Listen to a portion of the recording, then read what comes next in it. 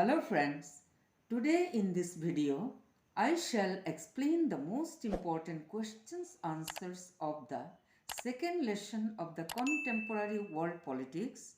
The name of the lesson is Disintegration of the Second World and the Collapse of Bipolarity. Question number 1. What is second world? द्वितीय विश्व किसे कहते हैं? Answer. The political and economic systems of East European countries followed the Soviet model of economy, and this group of countries essentially came to be known as the Second World. Soviet Russia के नेतृत्व में जो east European देश समूह के राजनैतिक और अर्थनैतिक व्यवस्था सोवियत मॉडल ऑफ इकोनॉमी को फॉलो करते थे उसे सेकेंड वर्ल्ड कहते थे. Question number 2. What is Soviet system? Soviet व्यवस्था क्या है? Answer. Soviet system was basically the power of the society run by USSR. Soviet system था बेसिकली समाज की क्षमता जो यूएसएसआर के द्वारा चलाया जाता था. यूएसएसआर का फुल टर्म है union of Soviet socialist Republic. They believed in communism, which encompassed a highly centralized hierarchical political system along with emphasis on state-regulated economy. ये सोवियत सिस्टम कम्युनिज्म पर विश्वास करते थे जो एक अत्यधिक केंद्रीकृत शासित राजनैतिक व्यवस्था थे. Highly centralised hierarchical political system थे. दोबारा मैं बोल रही हूँ. Highly centralised hierarchical political system को हिंदी में कहते हैं एक अत्यधिक केंद्रीकृत शासित राजनैतिक व्यवस्था. along with emphasis on state regulated economy, जिसके अर्थनीति भी राष्ट्र ही नियंत्रण करते थे. Question number 3. Discuss the causes of the disintegration of the Soviet union. Soviet Union का विघटन या पतन का कारण क्या क्या थे? Answer.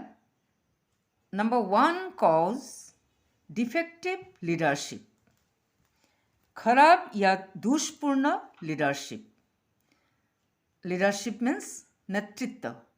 Defective leadership was the most important cause for the disintegration of the Soviet Union. नेताओं के खराब लीडरशिप सोवियत यूनियन के पतन का सबसे इम्पोर्टेंट कारण थे. The leaders were busy with their luxurious lifestyle and corruption, so the poor leadership led the disintegration of the Soviet Union. Soviet Union के नेताओं ने अपना विलासी लाइफस्टाइल और दुर्नीति में ज़्यादा बिजी रखते थे और यही सबसे बड़ा कारण था जो सोवियत यूनियन को पतन की ओर लेकर गया. Number 2. Reformative policies of Gorbachev. Mikhail Gorbachev की सुधारात्मक नीति. Gorbachev implemented the reformative policies of glasnost, openness, and perestroika restructuring without preparing an environment of freedom, equality, nationality, economic self-dependence and unity. उस समय सोवियत यूनियन के president थे Mikhail Gorbachev. तो Mikhail Gorbachev ने freedom, equality, nationality, economic self dependence means अर्थनैतिक आत्मनिर्भरता and unity और एकता की कोई वातावरण प्रिपेयर किए बिना ही दो सुधारात्मक नीति इम्प्लीमेंट यानी कि अमल में लाया था, और वो था glasnost. Glasnost means openness and perestroika. Perestroika means restructuring, means पुनर्निर्माण। नंबर 3, इकोनॉमिक स्टैग्नेशन, अर्थनैतिक स्थिरता। The Soviet Union maintained a huge nuclear and military arsenal which was used to develop and maintain its satellite states in Eastern Europe and its republic. Soviet union एक विशाल परमाणु और military Arsenal यानी कि सामरिक आयुधशाला बनाए रखता था ईस्टर्न यूरोप और इसके गणराज्यों में या रिपब्लिक्स में सैटेलाइट स्टेट्स को डेवलप करने के लिए और इसे बनाए रखने के लिए। लेकिन it led to a huge burden on its economy and resources. लेकिन क्या हुआ, ये कार्य सोवियत यूनियन के इकोनॉमी पर भारी असर हुआ। People of Soviet union could not advance as rapidly as their western adversaries, और वेस्टर्न कंट्रीज की तरह सोवियत यूनियन आगे नहीं बढ़ सका। Number 4, political and administrative stagnation, राजनैतिक और प्रशासनिक स्थिरता। The ruling Communist Party was unaccountable to the people. Soviet union में जो कम्युनिस्ट पार्टी शासन कर रहा था वे लोगों के प्रति जवाबदेही नहीं थे। अनअकाउंटेबल टू द पीपल, लोगों के प्रति जवाबदेही नहीं थे। There was rampant corruption and the political elites did not try to rectify their mistakes by allowing openness in the government and decentralization of authority on a vast land.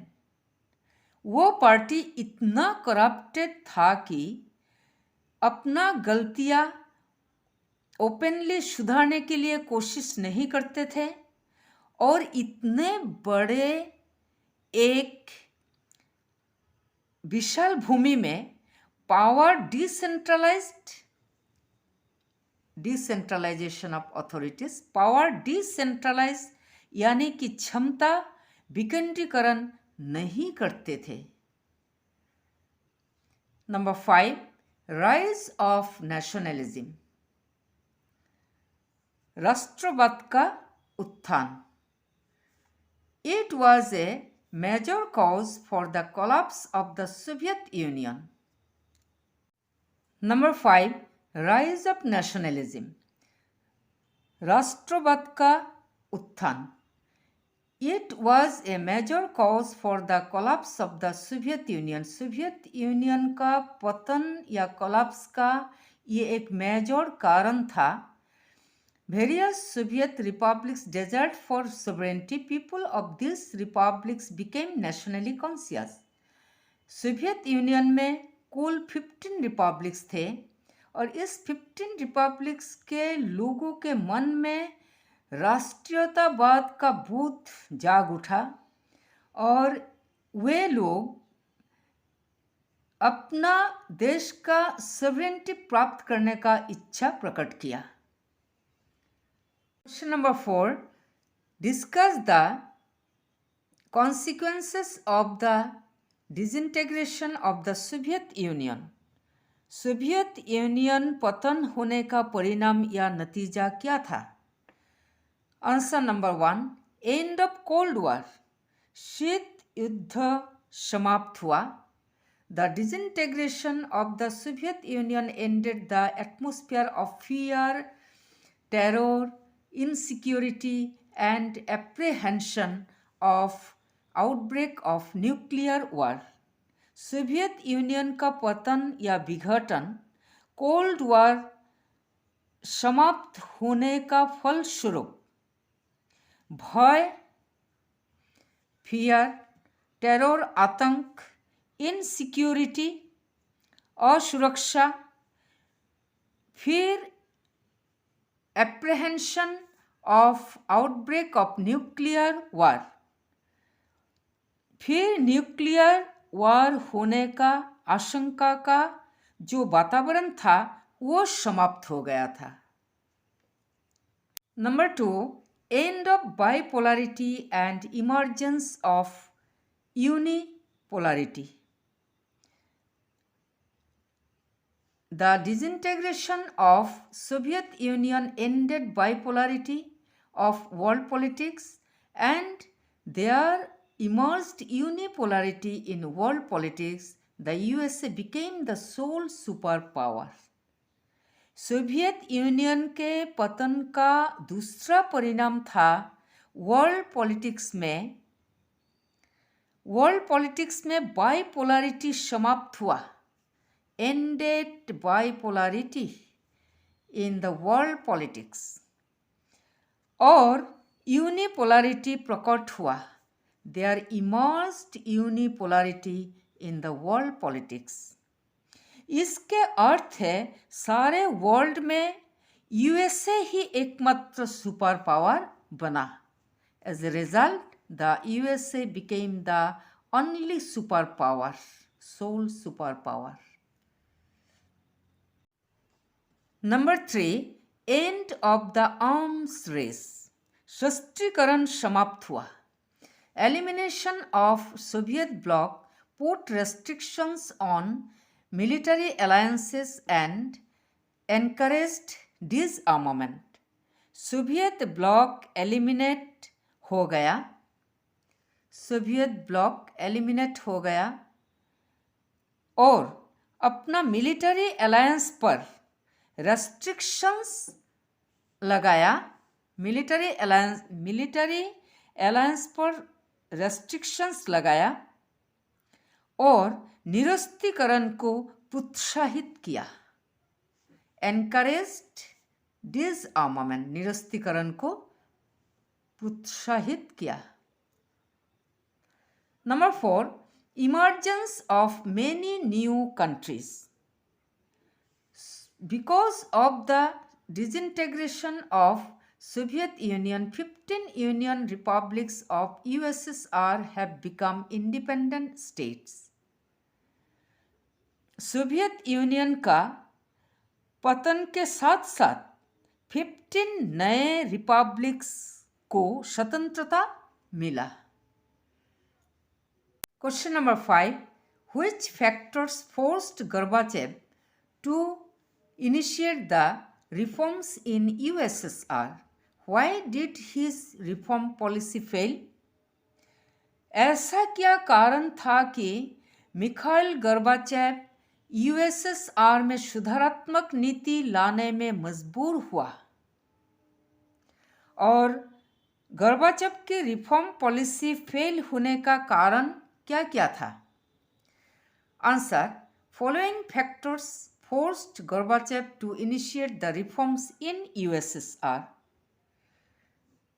Number 1, the Soviet Union lagged behind the West in technology, infrastructure, etc. Technology, infrastructure आदि में Soviet union western countries से पीछे रह गया। Number 2, the Soviet system was very bureaucratic and authoritarian and citizens were not happy with the political system. Soviet व्यवस्था बहुत ही bureaucratic यानी कि नौकरशाही और अथॉरिटेरियन यानी कि सत्तावादी था। And citizens were not happy with the political system. वहाँ के नागरिक पॉलिटिकल सिस्टम से खुश नहीं था क्योंकि absence of freedom of speech and political rights created frustration among the people. क्योंकि उन्हें कुछ बोलने का अधिकार नहीं था और पॉलिटिकल राइट्स भी नहीं दिया गया था, इसीलिए लोग फ्रस्ट्रेटेड था। Number 3, the Soviet Union failed in fulfilling the political and economic aspirations of the citizens. Soviet union की नागरिक का पॉलिटिकल एंड इकोनॉमिक आकांक्षा को मिखाइल गोर्बाचेव पूरा करने में नाकामयाब था। Number D, to maintain the position of superpower, the USSR required a lot of expenditures to keep big forces and giving financial and military aid to allies. Super power USA का जैसा position प्राप्त करने के लिए Soviet union को बड़ा military force बनाने के लिए भी खर्चा चाहिए था और मित्रों देशों को भी, जैसे and military aid to allies, और मित्र देशों को भी फाइनेंशियल और मिलिट्री हेल्प देना था, फाइनेंशियल एंड मिलिट्री हेल्प देना था।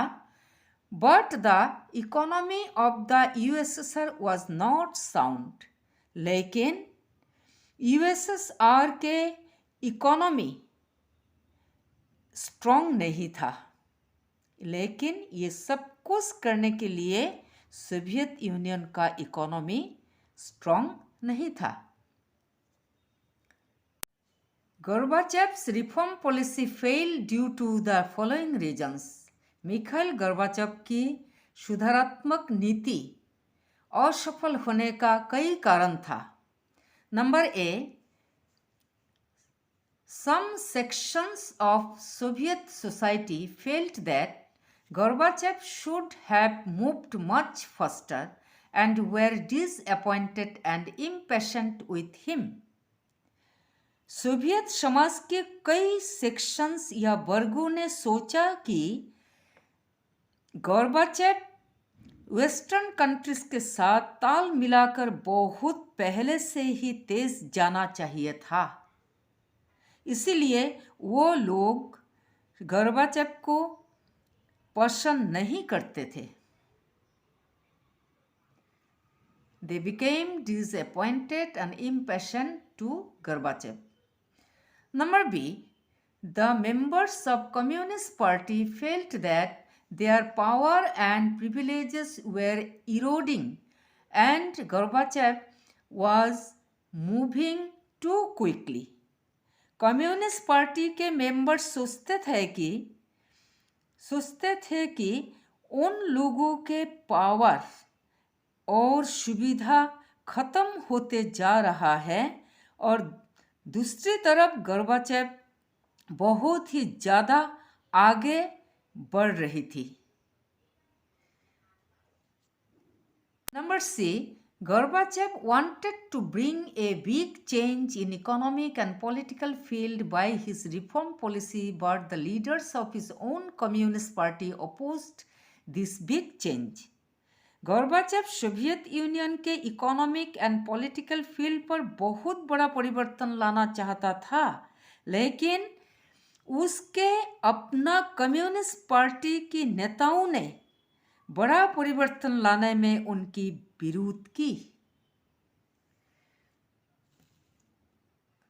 Number D, in this tug of war, Gorbachev lost support on all sides and divided public opinion with the disillusionment of inadequate dependence. Tug of war means battle या युद्ध। ऐसा battle यानी कि युद्ध में Gorbachev her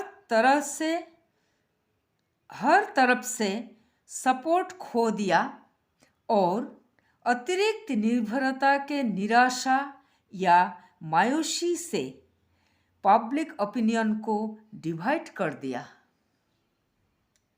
question number 6, what is shock therapy? आघात निरामय क्या है? Right the features of shock therapy. आघात निरामय के वैशिष्ट्य क्या क्या है? Answer, With the disintegration of the Soviet Union, the process of change from authoritarian socialist system to democratic socialist started in the countries. Soviet Union के socialist या communist शासन की पतन के साथ साथ सोवियत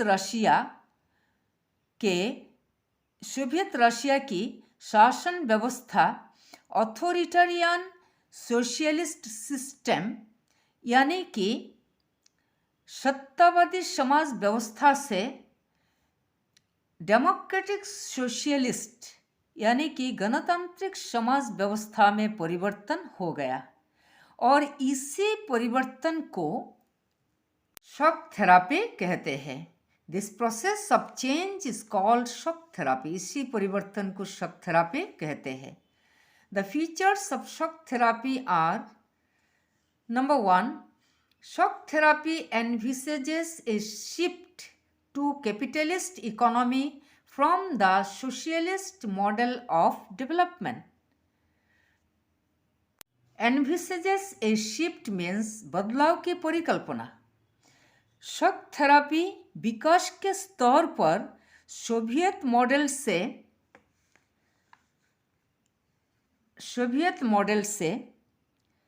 कैपिटलिस्ट इकोनॉमी में बदलाव लाने की परिकल्पना करता था.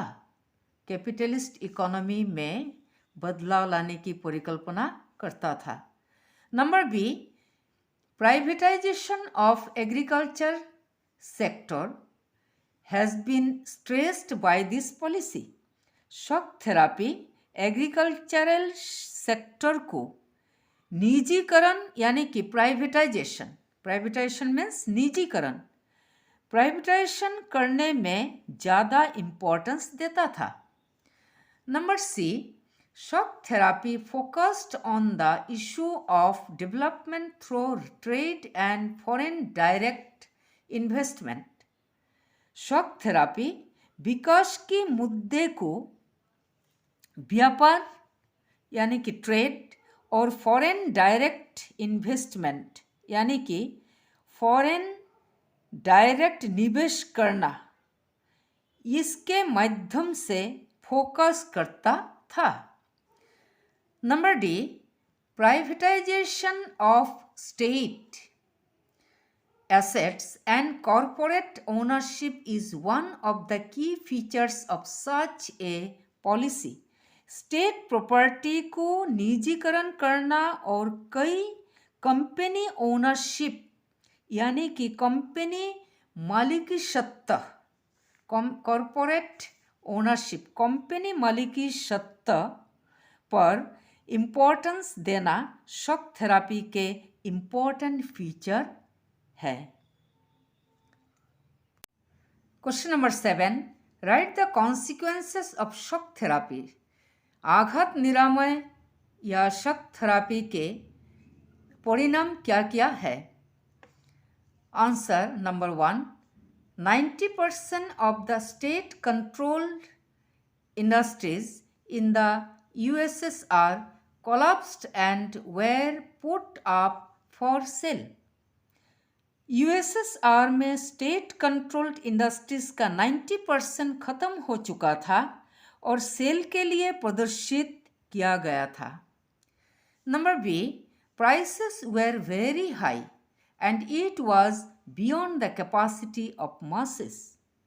उस इंडस्ट्रीज का प्राइसेस इतना ज़्यादा था कि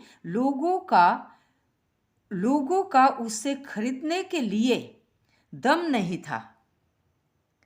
Number C, constitutions of new countries were drafted in hurry, which led to concentration of power.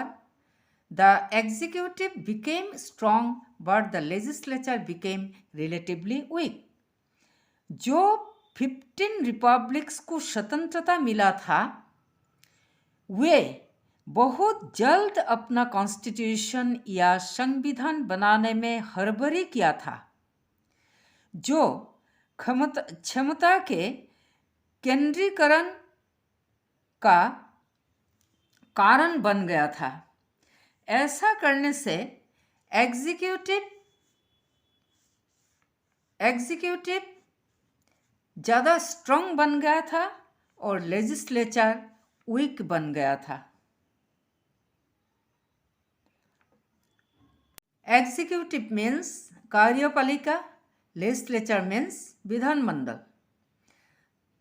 Number 4, earlier social welfare system was completely destroyed and the end of government contribution pushed many people towards poverty. आगे का सामाजिक कल्याण व्यवस्था पूरे खत्म हो चुका था और गवर्नमेंट फंड भी बंद होने का वजह से बहुत लोग गरीबी से पीड़ित था। Question number 8. Mention two weaknesses of Soviet system. Soviet व्यवस्था की दो दुर्बलताएं क्या क्या था? Answer number 1. The Soviet system allowed only the Communist Party to exist and no other parties were allowed. Soviet system सिर्फ कम्युनिस्ट पार्टी को USSR में मौजूद रखा था और कोई भी दूसरा पार्टी अलाउ नहीं किया था। Number B, there was the dictatorship of the Communist Party and thus the Soviet system became very bureaucratic and authoritarian. USSR में कम्युनिस्ट पार्टी का डिक्टेटरशिप यानी कि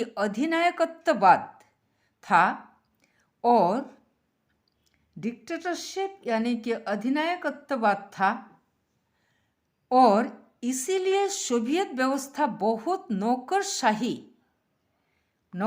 मीन्स ब्यूरोक्रेटिक एंड ऑथोरिटेरियन सत्तावादी बन गया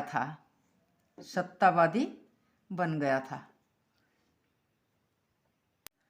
यहाँ डिक्टेटरशिप का अर्थ है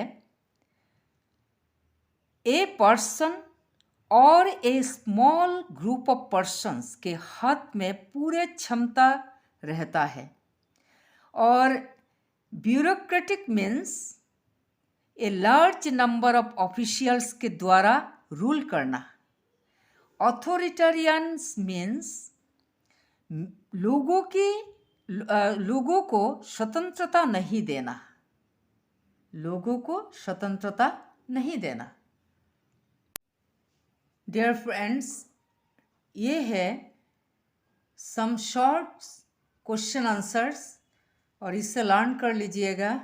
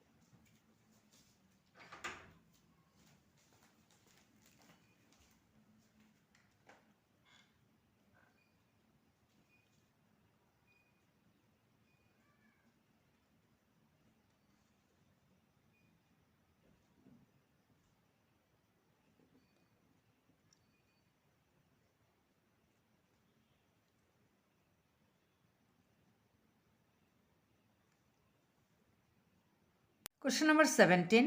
Discuss India-Russia relations. Answer. India-Russia relations are the bilateral relations. India-Russia relations bilateral यानी कि द्विपक्षीय है, means दोनों तरफ से है। During the Cold War, India and the Soviet Union enjoyed a strong strategic military, economic relationship and diplomatic ties remained extremely close. Cold war के समय इंडिया और सोवियत यूनियन के बीच एक मजबूत राजनीति, मिलिट्री, अर्थनैतिक संपर्क था और दोनों के बीच कूटनीतिक गठबंधन बहुत निकट था। कूटनीतिक गठबंधन means diplomatic ties. Diplomatic ties को कूटनीतिक गठबंधन कहते हैं। After the collapse of the USSR, India has improved its relations with the West, but it continued its close relations with Russia. हालांकि USSR का पतन के बाद भारत का रिलेशन अमेरिका के साथ इम्प्रूव हुआ, स्टिल भारत रशिया के साथ अच्छा संपर्क बनाए रखा।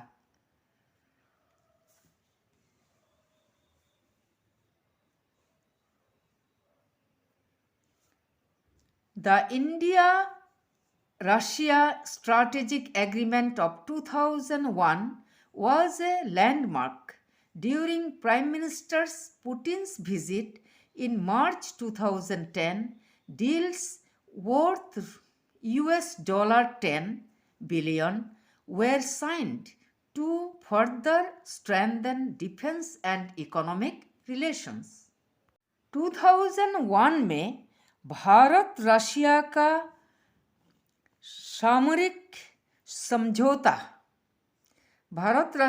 सामरिक समझौता स्ट्रैटेजिक एग्रीमेंट हुआ था। 2010 में Russian prime minister Vladimir Putin की भारत भ्रमण के दौरान भारत रशिया के बीच defence and economic relations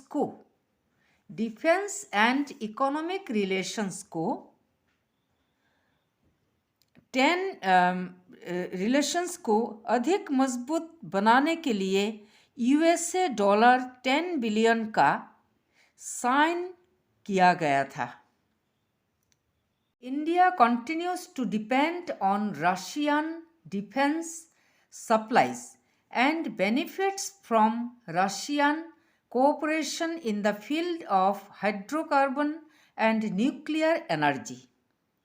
hydrocarbon and nuclear energy क्षेत्र में भारत ने रशिया के सहयोग से डिफेंस सप्लाई किया था और इसका पूरा फायदा उठाया। India is now locally producing several Russian defense systems and is the second largest arms market for Russia. अभी भारत रशियन डिफेंस सिस्टम को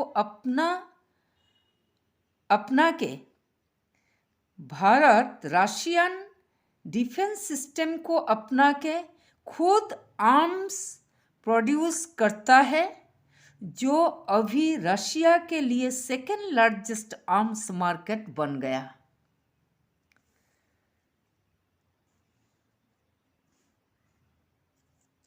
Civilian nuclear energy cooperation has also gathered momentum with a comprehensive nuclear deal between India and Russia and a pact to build 2 power plants in Tamil Nadu. India Russia के बीच एक व्यापक nuclear deal sign हुआ। Comprehensive nuclear deal means व्यापक nuclear deal sign हुआ और वो था असामरिक nuclear energy cooperation, civilian nuclear energy cooperation था। इसके उपरांत भी दो देशों के बीच तमिलनाडु में 2 पावर प्लांट्स बनाने का एक एग्रीमेंट साइन हुआ। India continues to look forward to Russia for its technical assistance in production of cryogenic rockets.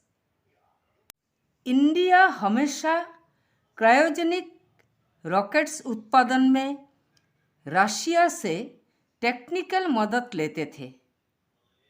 Cryogenic rockets means कम तापमान वाला rocket. Strong cultural ties have been the hallmark of India-Russia relations. दोनों देशों के बीच मजबूत cultural relations है।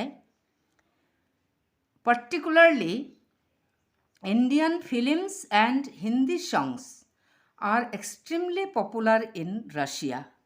विशेष तौर से Indian films and Hindi songs Russia में ज़्यादा पॉपुलर है। Currently, this relationship is termed as a special and privileged strategic partnership.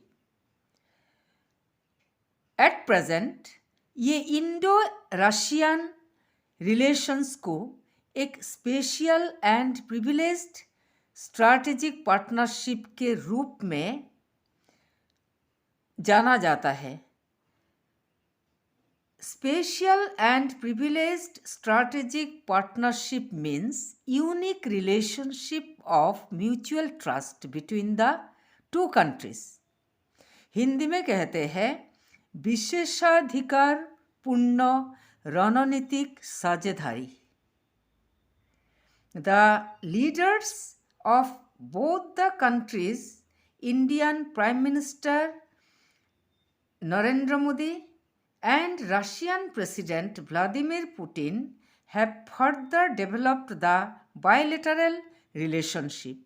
दोनों देशों के नेता Indian prime minister mister Narendra Modi and Russian president Vladimir Putin मिलकर दोनों देशों के बीच संपर्क को और डेवलप किया। These are also short question answers.